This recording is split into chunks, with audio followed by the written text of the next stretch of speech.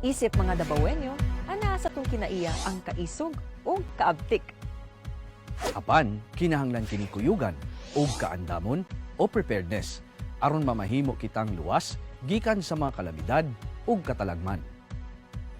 Tuna na to karon kung unsaon nga makapangandam kita alang sa sunog. Base sa Republic Act 9514, ang kalayo mao ang kalit nga pagdilaab kung naa ang tulo ka kinaiya sama sa kainit, sugnod o hangin. Kung adunay kombinasyon sa tulo, adunay mo resulta nga chemical chain reaction, mao kini ang sunog. Mapalong lang kini kung tanggalon nimo ang isa sa mga kinaiya sama sa pagyabo og tubig sa sugnod nga kahoy.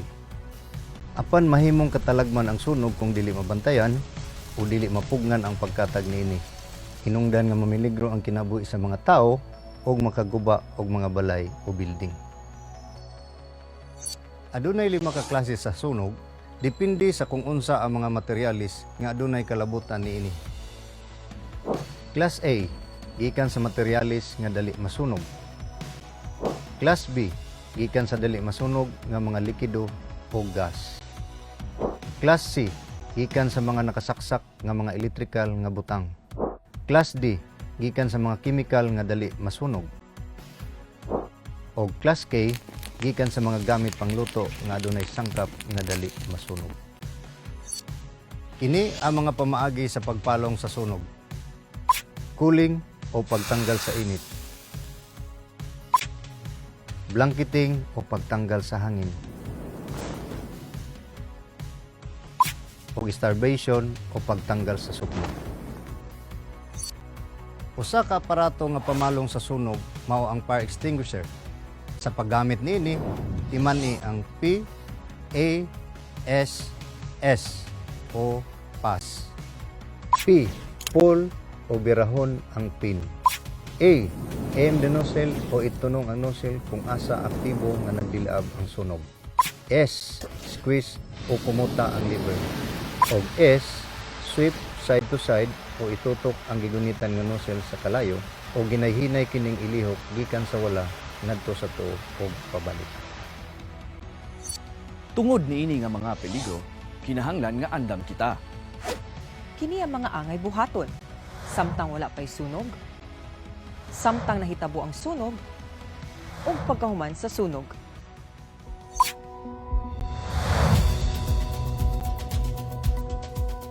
Sa wala pa'y sunog, regular nga ipa-inspeksyon ang mga electrical wiring sa isa ka sertipikado nga elektrisyan. Ipalayo ang mga pusporo o lighter sa mga bata. Ipagawa sa balay ang mga materyales nga dali masunog, sama sa mga daan nga newspaper, gas o pintura.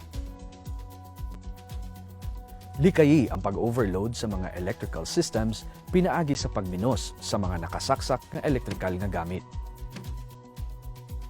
Kanunay bantayi ang ginaluto nga pagkaon. Sayri ang mga emergency exit o regular nga magpahigayon o evacuation drill. O kanunay nga andam ang go bag o 72-hour survival kit.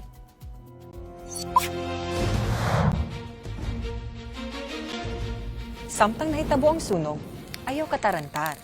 Buhata ang SAFETY o safety. S, sound the alarm o patinguga ang alarm.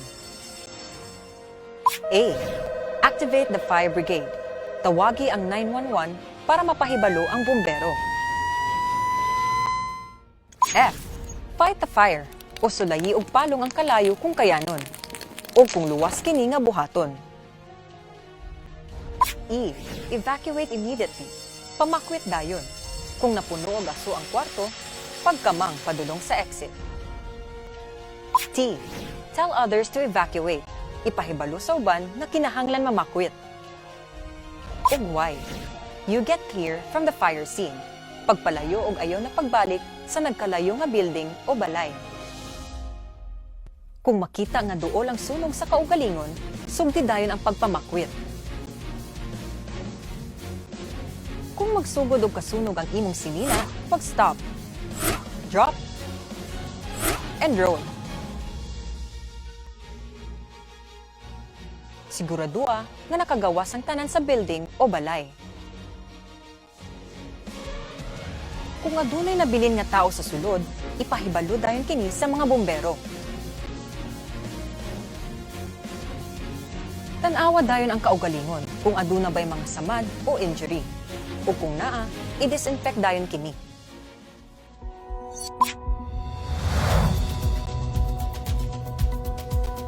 Pagkahuman sa sunog, makasulod na sa balay o building kung madeklara na kini nga luwas sa mga otoridad. Atong timan-an kini nga mga lakang samtang wala pa'y sunog.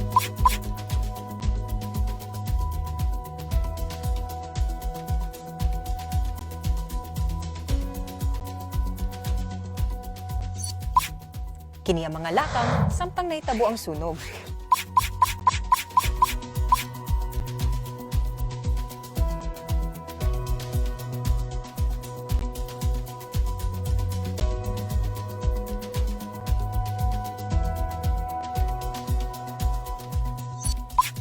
O kini ang mga lakang pagkahuman sa sunog.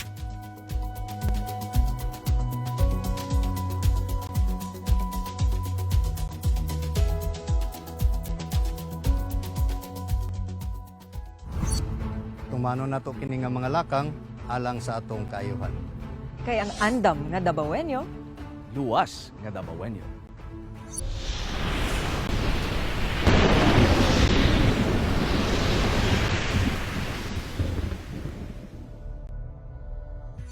Tun-an nato karon kung unsaon nga kita makapangandam alang sa bagyo. Ang bagyo o tropical cyclone mao ang nagtuyok nga hangin ibabaw sa init nga tubig sa kadagatan.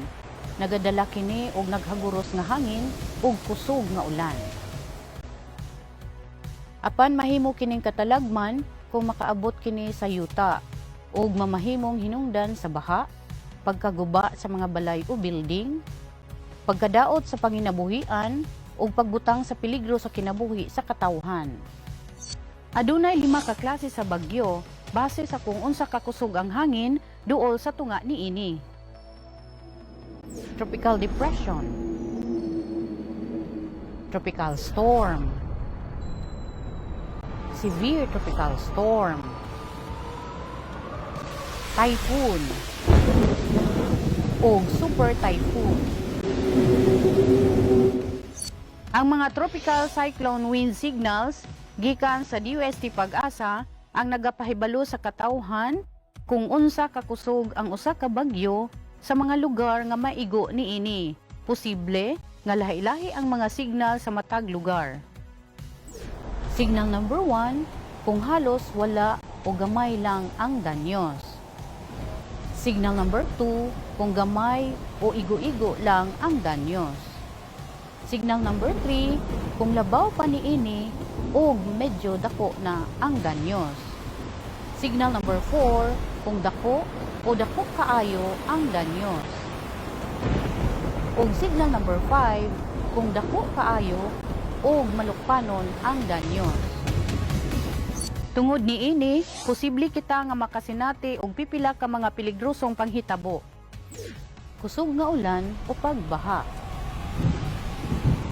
Kusog nga hangin. Storm surge o pagdako o paglunop sa tubig dagat padulong sa mga komunidad nga duol sa baybayon o landslide. tungod niini nga mga peligro, kinahanglan nga andam kita. Kini ang mga angay buhaton, samtang wala pa'y bagyo, samtang nagabagyo, o pagkahuman sa bagyo.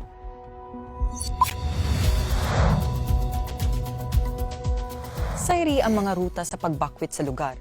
Siguraduha nga nakabalo ug nakasabot-sab ang uban niini.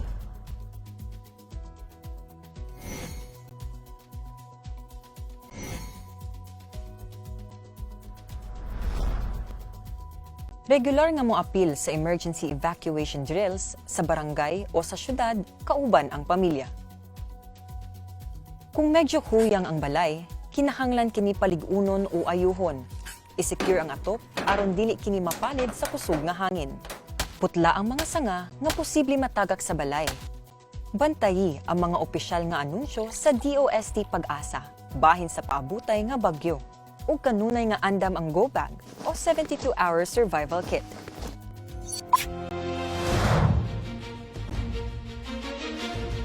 Samtang nagabagyo, ayaw katarantar. Kung madunggan ang wavering tone o nagpadayon nga pagbagting, pagpangandam dayon aron mamakwit. Tumana ang abiso sa lokal nga otoridad. Labaw na kung musulti na kinahanglang mamakwit samtang wala pa migrabe ang bagyo. Tabuni ang mga bintana aron dili makasulod sa balay ang mga debris o mga butang nga gilupad sa bagyo. Kung nagpuyo sa lugar nga kanunay ginabaha, ibalhin ang mga butang sa mas taas nga lugar. Tabangi ang mga tigulang, mga persons with disabilities o mga bata sa pagpamakwit. Dalaha ang inyuhang mga binuhi nga hayop sa evacuation area. Bago mulakaw sa inyong balay, tangtanga sa pagkasaksak ang tanang electrical nga gamit o i-off ang main switch. Pag-abot sa evacuation area, tanawa ang kaugalingon kung aduna ba'y mga samad o injury o kung naa, i-disinfect dayon kini. Ug pagpabilin sa evacuation area, gawas kung moingon na ang mga otoridad na luwas na mobalik sa balay.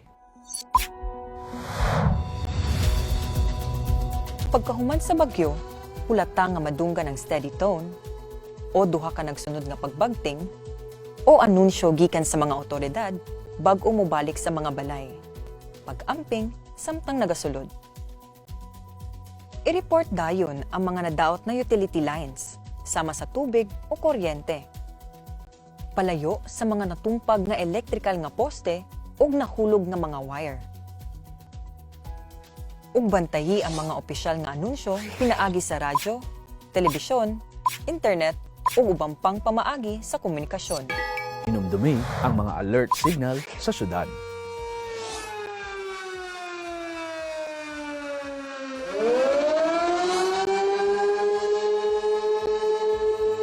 Atong timanan kini nga mga lakang samtang wala pay bagyo.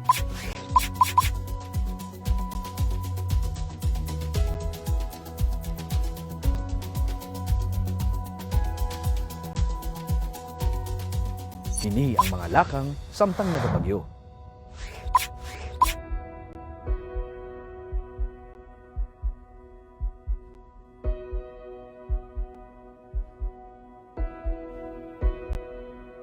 Ug kini ang mga lakang pagkahuman sa bagyo.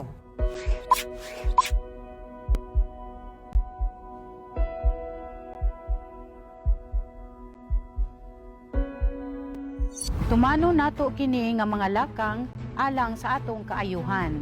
Kay ang andam nga Dabawenyo, Luwas nga Dabawenyo.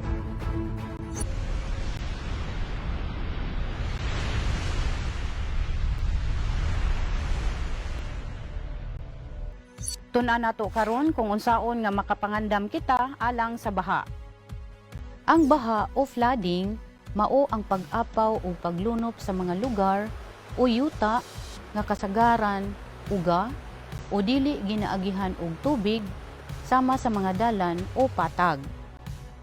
Apan mahimo kining katalagman kung makaabot kini sa mga panimalay, makadaot sa panginabuhian ug makahulga sa kinabuhi sa katawhan. Adunay duha ka klase sa pagbaha nga kasagaran nato masinati. Una, ang pagbaha base sa lugar nga gibahaan, sama sa pagbaha sa sapa, pagbaha sa baybayon, ug pagbaha sa syudad. Ikaduha, ang pagbaha base sa kadugayon sa baha, sama sa flash flooding, o kalit nga pagdako ug pagbaha sa tubig, human ang dugay ug ubay-ubay nga pag-ulan sa mga lugar nga wala kaayoy hubasanan sa tubig. Ug heat flooding o ang pagbanaw sa mabaw nga tubig sa lapad ug patag nga lugar kung asa dugay ang paghubas sa maong katubigan. Base sa Water Code of the Philippines, kini ang mga lugar nga ginadili ang pagtukod og mga struktura palibot sa mga sapa, suba, o baybayon aron makalikay sa peligro sa posible nga pagbaha. syudadnon nga lugar, agrikultural nga lugar, ug kalasangan.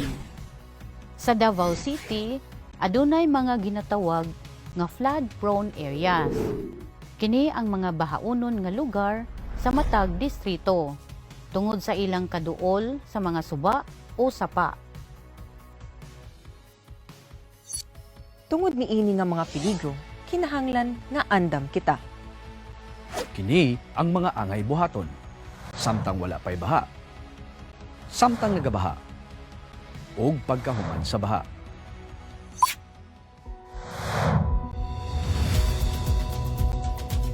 Sa wala pay baha, sayri ang water level coding nga makita sa mga lugar sa kilid sa suba. Kung ang tubig ana sa green, walay kinahanglan buhaton. Kung anaa sa yellow, kinahanglan kini bantayan.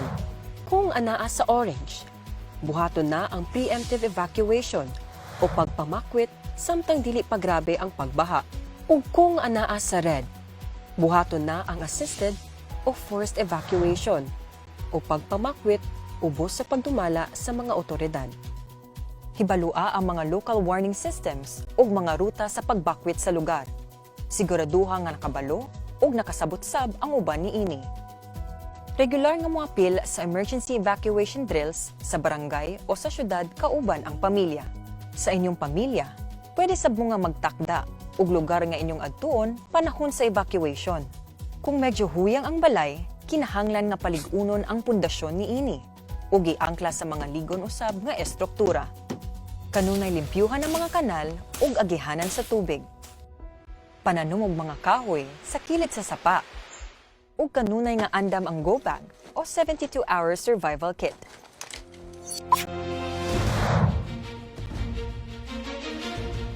Samtang nagabaha, ayaw katarantar.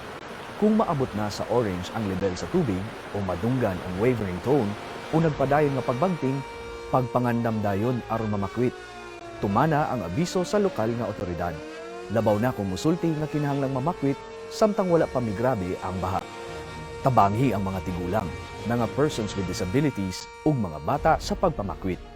Dalaha ang inyohang mga binuhi nga hayop sa evacuation area. Bago mulakaw sa inyong balay, tangtanga sa pagkasaksak ang tanang electrical nga gamit ug i-off ang main switch. Palayo sa mga natumba nga electrical nga poste ug nahulog na mga wire. Ayaw pagtabok sa baha kung anaa sa ibabaw sa tuhod ang gitason sa level sa tubig ug kung kusog ang sulog. Ayaw kaligo o pagsakay og bangka sa niapaw nga mga sapa. Pag-abot sa evacuation area, tan-awa ang kaugalingon kung aduna bay mga sabad o injury ug kung naa, i-disinfect dayon kini. Ug pagpabilin sa evacuation area, gawas kung miingon na ang mga otoridad nga luwas na mubalik sa balay.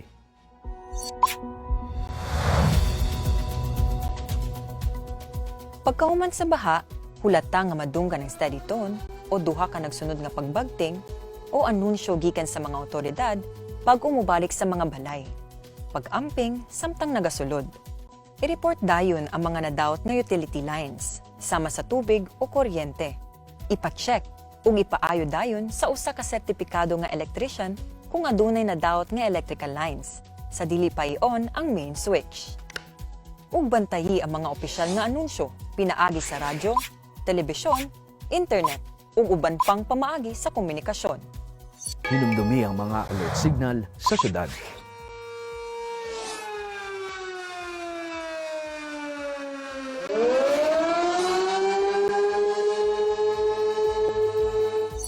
Atong timanan kini nga mga lakang samtang wala pay baha.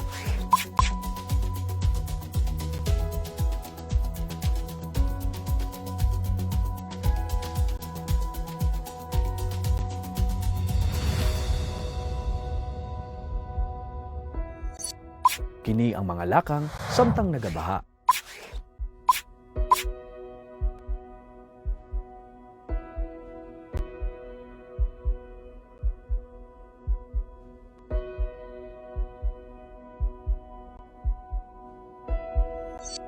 O kini ang mga lakang pagkahuman sa baha.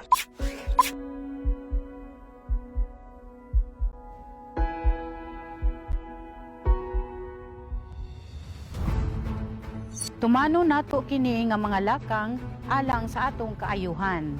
Kay ang andam nga Dabawenyo, Luwas nga Dabawen. Ang linog mao ang resulta sa kalit nga paglihok o pag-uyog sa mga rock materials sa ilawom sa yuta. Naay duha ka klase sa linog, volcanic o tectonic. Ang volcanic mahitabo tungod sa paglihok sa magma sa ilalom sa aktibong nga bulkan. Ang tectonic mahitabo tungod sa kalihukan sa tectonic plates nga subay sa fault lines ug plate boundaries. Adunay 5 ka fault lines sa Davao City. Mao kini ang Lacson Fault, Pangyan-Biao Escuela Fault, Tamugan Fault, Dacudao Fault, ug New Carmen Fault. Kini ang mga barangay nga posibleng maigo sa fault lines.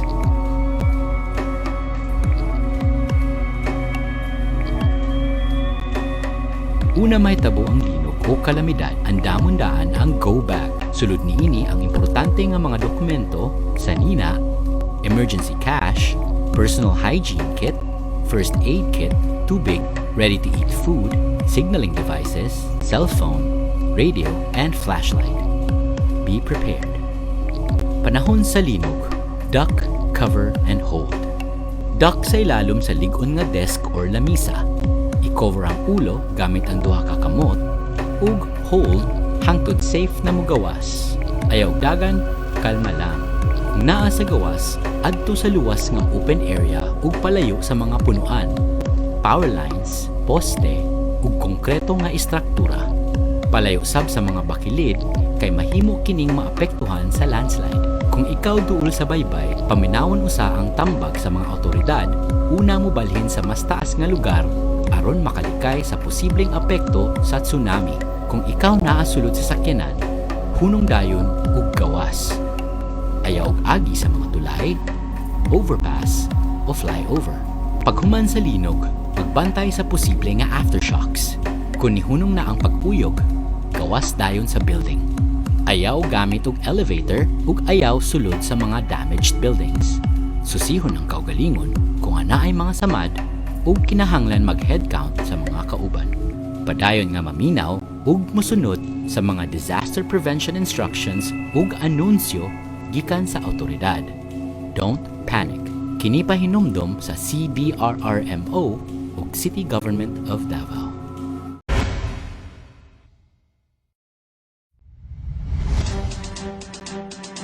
Ang tsunami ay ang sunod-sunod na alon sa dagat na likha ng lindol na ang episentro ay nasa ilalim ng dagat. Nabubuo ito kapag mababaw ang pinagbulan ng lindol at kapag may sapat na lakas itong pagalawin ang sahig ng dagat at ang tubig sa ibabaw nito. Maaari ring magkaroon ng tsunami kung may landslide sa ilalim ng dagat, kung pumutok ang bulkang malapit sa dagat o sa ilalim nito, at kung may bumagsak na bulalakaw sa karagatan. Ang tsunami ay may bilis na 800 kilometers per hour sa malalim na parte ng karagatan, ngunit ang alon nito ay mababa lamang at pwede itong bumagal ng 40 hanggang 80 km per hour sa dalampasigan. Maaring tumaas ang alon nito sa 10 metro o higit pa, sing taas ng bahay na may 3 palapag.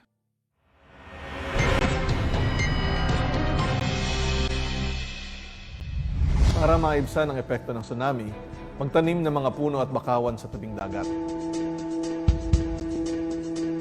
Magkabit ng mga karatula malapit sa dagat na naghahatid ng babala at paalala ukol sa tsunami. Maglagay ng karatulang tsunami hazard zone sa mga lugar na maaaring tamaan nito.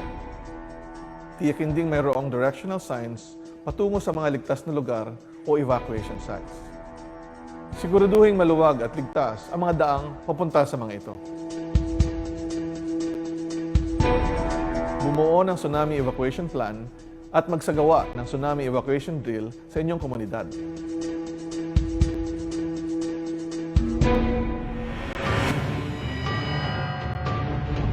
Pagdating ng tsunami, patunugin ang mga batingaw o alarm para bigyang babala ang mga residente. May 3 natural na senyales kung may padating na lokal na tsunami. Una, lindol na may sapat na lakas para maramdaman ito. Ikalawa, ang biglaang pagbaba o pagtaas ng antas ng tubig dagat. Kakaiba ito sa normal na low tide o high tide. At pangatlo, dagundong ng papalapit na tsunami. Pinapayuhan namang manatili sa malalim na parte ng dagat ang mga pumalaot habang may tsunami. Dapat nilang hintayin ang go signal bago bumalik sa dalampasigan. Pagkatapos ng lindol, tumungo sa mataas na lugar, dala-dala ang emergency survival bag. Sa evacuation area, mag-head count at suriin ang sarili at inyong mga kasama.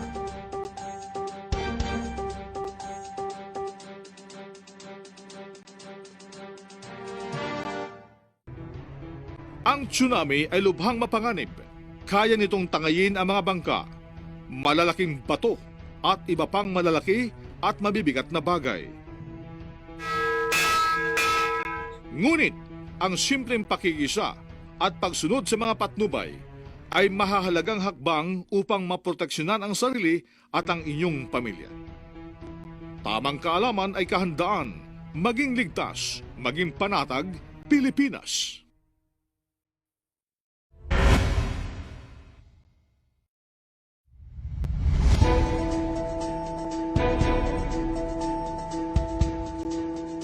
Kilala ang Pilipinas sa mga likas nitong yaman at kabilang na riyan ang mga bulkan. Ito ay mga uri ng bulkan na pumuputok.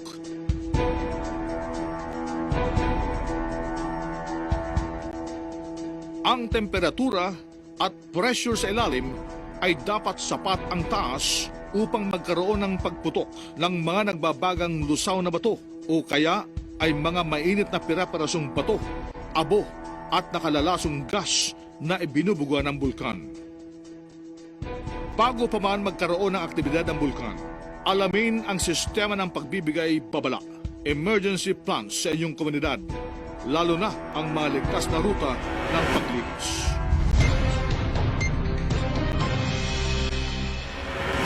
Kung may pagbabadya ng pagputok ng bulkan, Makinig lamang sa mga ulat at payo mula sa kinaukulan. At kapag pinayuhan ng lumikas, gawin ito ng mahinahon. Bago umalis ng bahay, siguraduhin may dalang mga pagkain, tubig, damit, pera, goggles, face mask, at emergency survival kit. Tiyakin ding nakasara ang bintana at pinto ng bahay at sasakyan.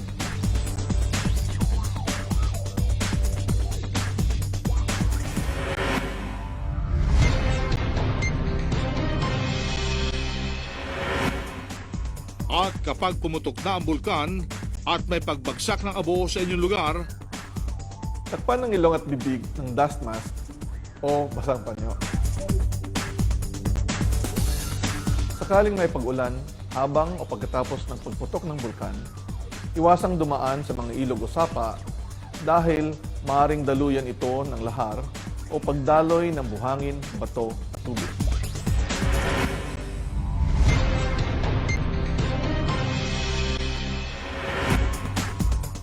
at kapag humupa na ang pagputok ng bulkan, Hintayin ang go signal ng otoridad kung maaari nang bumalik sa inyong komunidad.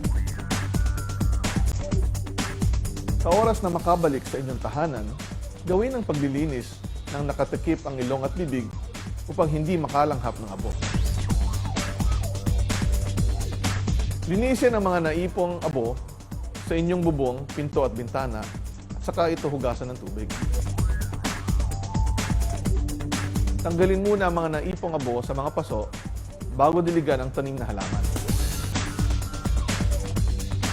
Huwag itapon ng abo sa mga kanal o daluyan ng tubig upang hindi magbara ang mga ito. ang pagputok ng bulkan ay maaring maganap anumang sandali kung kaya't huwag isawalang bahala ang mga payong ito. Tamang kaalaman ay kahandaan, maging ligtas, maging panatag, Pilipinas.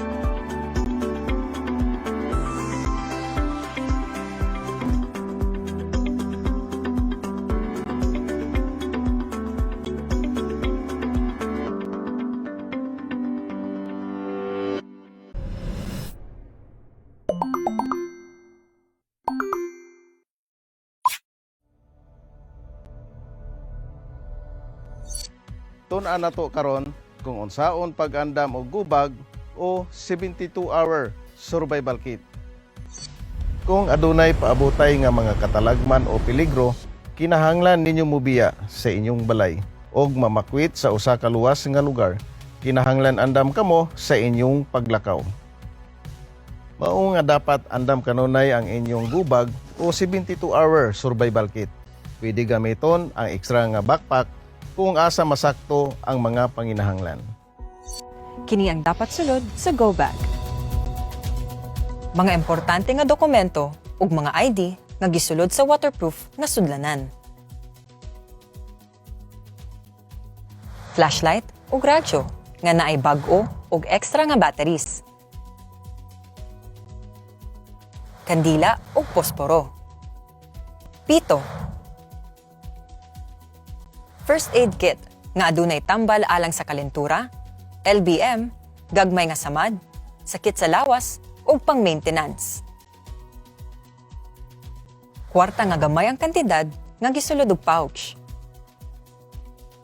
Mga espesyal nga panginahanglan sa mga bata ug tigulang nga membro sa pamilya, apil ang mga persons with disabilities. Dali makaon nga pagkaon og tubig nga gisulod og selyado nga sudlanan, nga igo para sa tulo ka adlaw. Sinina, raincoat, botas ug sanitary supplies. Sleeping bag, banig ug habol. PC nga dili moubos sa tulo ka metro ang katason, mga daan nga newspaper ug mga eco bag nga hinimo sa lig-on nga materyales. Kini ang mga giya sa pag-andam o go bag. Ibutang kini sa tarong nga lugar kung asa dali lang kini makitaan ug makuha panahon sa emergency, sama sa baha, linog, tsunami, landslide ug bagyo. Kinahanglang susihon ug ilisan ang mga sulod sa go bag matag tulo ka bulan. Ang matag miyembro sa pamilya kinahanglan adunay go bag. Ug pakigstorya sa mga lider sa komunidad kabahin sa lokal nga plano sa pagbakwit. Pagplano kauban ang pamilya kung asa moadto og magkita sa panahon nga kinahanglan na mamakwit. Kini ang dapat sulod sa go bag.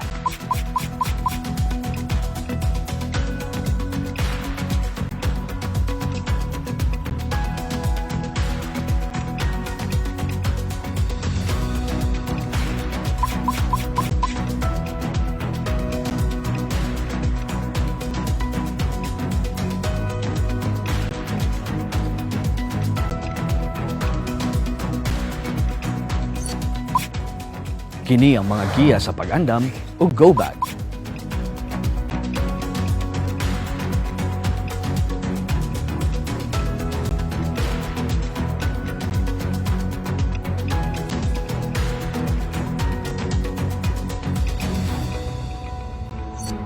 Tumano nato kini nga mga lakang alang sa atong kaayuhan. Kay ang andam nga Davaoenyo, Luwas nga dabawen. alang sa dugang impormasyon, bisitaha ang Davao DRRMO Facebook page.